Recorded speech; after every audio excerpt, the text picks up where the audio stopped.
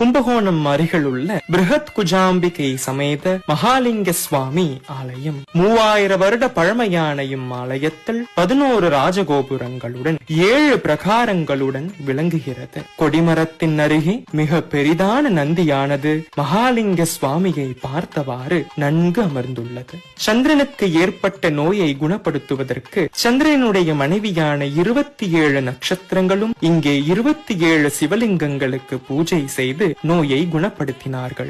இன்றைக்கும் அந்த 27 சிவலிங்கங்களை இங்கே காண முடிகிறது. சிவபெருமானினுடைய ஜடாமுடியானது 2வது பிரகாரத்தில் விழுந்ததாக சொல்லப்படுகிறது. இந்த பிரகாரத்தை சித்திர பிரகாரம் என்று அழைக்கப்படுகிறது. வருடத்திற்கு மார்கழி மாதம் மட்டுமே இந்த பிரகாரம் திறக்கப்படும். மராட்டிய மன்னனினுடைய மனைவியான அம்முனிபாய் அவர்கள் குழந்தை பேர் வேண்டி மகாலிங்க சுவாமியை பிரார்த்தனை செய்கிறார். பின்பு புத்திரபாகியம் கெட்டியதும் அம்முனிபாய் அவர்கள் 1 லட்ச தீபம் ஏற்றி சுவாமியை வழிபட்டனர். அம்முனிபாயினுடைய விக்கிரகமானது பாவை விளக்காக செய்யப்பட்டு சதாசர்வ காலமும் சுவாமியினுடைய சன்னதியில் ஏற்றி வைக்கப்பட்டுள்ளது. பிரம்மஹஸ்தி தோஷத்தை போக்கி அருள்கிறார் மருதீஸ்வரர் என்னும் மகாலிங்க சுவாமி. அம்பிகைக்கு பிருஹத் சுந்தர குஜாம்பிகை என்ற பெயருடன் அன்பினால் தன் நாயகனை என்றும் பிரியாத தேவிக்கு அன்பில் மிகப்பெரியாள் என்ற வார்த்தைக்கு இணங்க ஞான சம்பந்தர் அன்பில் பெரியாள் என்று அம்பிகையை அழைக்கின்றார். கொல்லூரை அடுத்து